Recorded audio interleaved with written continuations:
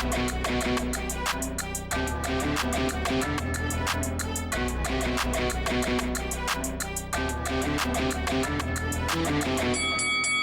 guys, welcome to Boxing Squared for boxing news and views from around the internet. Ahead of the fight with Efe Ajagba, Martin Bakoli's trainer Billy Nelson said we would see the boogeyman back. But we got anything but the boogeyman when the two fought. And yes, it is a little bit after the fight. Hadn't been able to watch the full fight until now posting this video. It is a week later, but there's still plenty to touch on. Plenty to talk about because Martin Bakole looks subpar. And ahead of that fight, I had in my preview video raised the question about, is this too much too soon because of the loss to Joseph Parker in which he was stopped? You know, just a 2-month camp. Bakole was 310 pounds in the Parker fight. And I even had Billy Nelson coming to the channel, leaving an abusive comment saying I should never comment on boxing again because I didn't know anything. But, you know, I guess what I said, it sort of proved out in terms of Efe Ajagba. He would try to keep it long, use the jab. He actually boxed his way to a very good performance, and I did give it to him on my card, 96-94. And I have seen that there has been some upset fans about the draw, the majority draw, saying that Bakole was given a gift. But the thing is, I think there were a couple of rounds where they were swing rounds.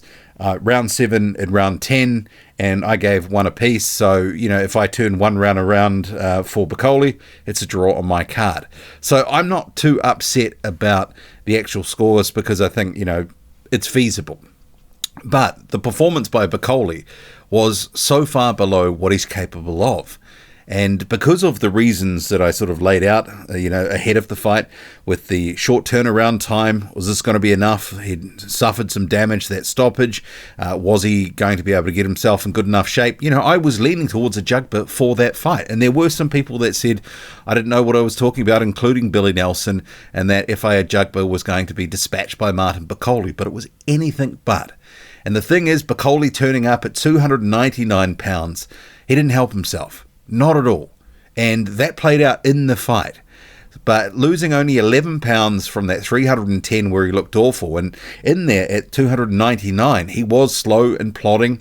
He wasn't able to do some stuff that we've seen him do before. His feet were much slower. And the thing is, when he had a big round in round 4, he took round 5 off. He was getting admonished after round 5 by his trainer Billy Nelson, who was saying, you took the round off. Why did you do that? And that's because he expended so much energy in round 4 and had to basically recover because he wasn't in the condition that he needed to be. And this is why I was saying ahead of the fight, why couldn't they have said to Turkey, hey, let's have this fight in like July or something like that? Have a little bit of extra time. Make sure that he's getting a bigger camp. Because it sort of seems like some of these camps more lately for Bakole, he's not getting himself into the condition that he needs to be. His weight has gradually ballooned up.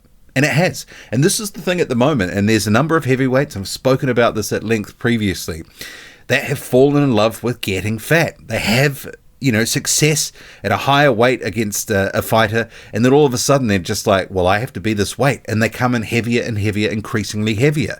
And this is the thing, it's not always going to work. And I think, and also this case, you know, you had a guy in Efe Ajagba who has shown previously that he is an improving boxer, and he has long punches, good jab, and he has been developing a back foot game. You know, styles make fights. And against a guy who's overweight, Efe Ajagba, for the first 3 rounds, you know, he was able to box and move and pick those rounds up comfortably. The winning, or I guess the draw of the fight, was made in the first half of the fight because Ajagba, on my card, was up 4-1 after 5 rounds. It was always on Martin Bakole after the first half of the fight. He had to try to make the fight. And arguably, he did a good job in some rounds, and he did hurt Efe Ajagba a few times, but so too, you know, Bakole was not invulnerable. He got hurt too. But this has got to be a massive wake-up call, because Martin Bakole has now, what, a draw and a loss in his last 2 fights. He's not looking invulnerable. He's not the boogeyman. He's not looking close to the boogeyman. And he's got to take his training seriously. He's got to take his life outside of the ring seriously in terms of what he's doing with his nutrition as well. Because 299 pounds at this level, you're going to get caught. You're going to get exposed. You're going to get, into a situation where you're going to be on the wrong end. And he was so close to being on the wrong end of it here. And it's his own damn fault. It really is. And if he had been able to, after round 4, which was a big round, the first 3 rounds, I was having a look, and Ajagba was using his jab, circling, just more active, landing more shots. Big round turns things around, and you were sort of thinking, if Bakoli can keep it up and keep applying the pressure, he will be able to get Efe Ajagba out of here or turn the fight so conclusively. But he just took it off. And it sort of sums up this, stage of his career. These huge weights. And I've been saying it, and people have been saying, it's not a problem. It is a problem. The weight's a problem. He was at least 20 pounds overweight. But this is the thing. It's like we're normalizing some of these guys being 280 pounds. I think Bakoli would be better at 265, 270. He had a good performance against Jared Anderson at 283, 284 pounds. But Anderson tried to bang it out with him and came off second best. It was a horrible strategy from Anderson. Styles make fights, and if you prepare for a fighter and you know what their weakness is and you can try to exploit it, you're going to have a lot more success. But in this case, Martin Bakoli just didn't, do himself justice by coming in the condition that he did. And that's on him. It's also on the team in general, because they're the ones that said we have to fight on May 5th. We have to be there just 2 months after taking a fight at a day's notice against Joseph Parker and losing that one. So I'm sure they've got paid handsomely and all that sort of thing. And the money in the bank's probably looking good. It's probably the first time in Bakoli's career that he's really cashed in to some real extent. But was there also short-term gain, and it's maybe hurting and or harming his prospects?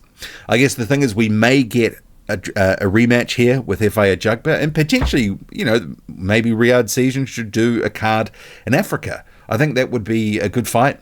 But the thing is, Bakoli's going to have to really take a cold, hard look at himself, his performance, and what he's doing just in general, because he can't keep showing up near on 300 pounds and expect to blast through people.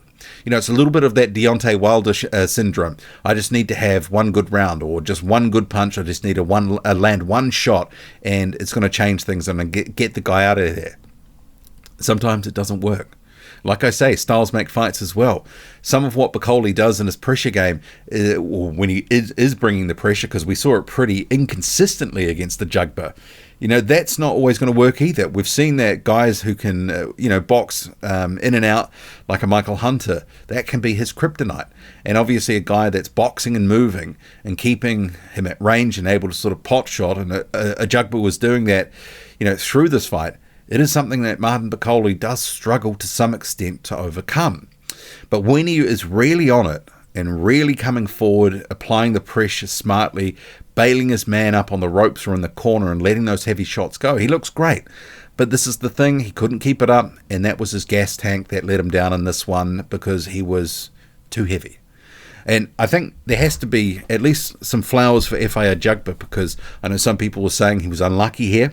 And for the most part, apart from a few rounds where he sort of, obviously was a little bit worse for wear and decided to, camp out on the ropes for a couple of rounds, the rest of the fight, it was a relatively disciplined boxing effort.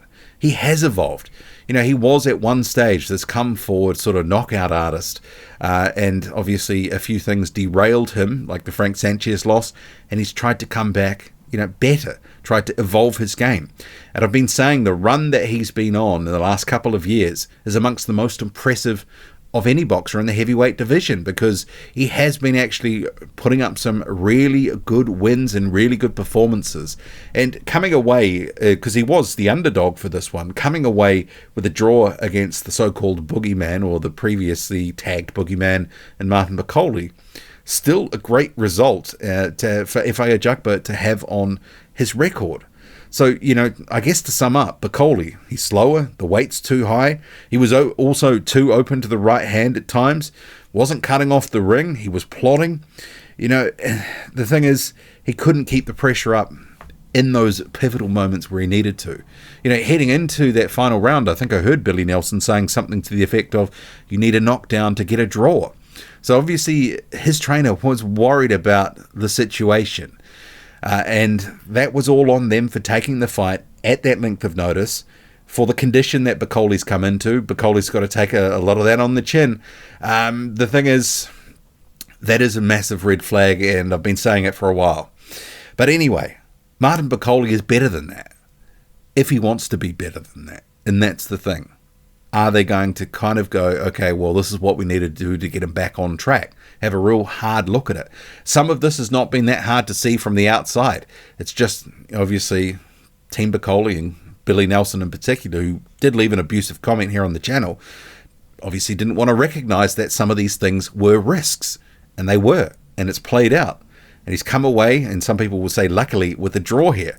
So it'll be interesting to see what Bakole can come back with, how he comes back. Certainly 300 pounds, not really ideal and not really going to cut it. But we'll see what they do. Bakole at his best is very dangerous. Very, very dangerous. Heavy-handed. You know, some of the matchups he can have, some of the guys he could beat if he's at his peak, you know, if he's in his best condition. You know, he will be able to be trouble for a lot of guys. But at 300 pounds and putting in performances like he did against the Ajagba, you're just throwing away the talent. What do you make of it all? Drop a comment loud and often. Hit like, hit subscribe. Follow me on Twitter, boxing_squared. I'm out.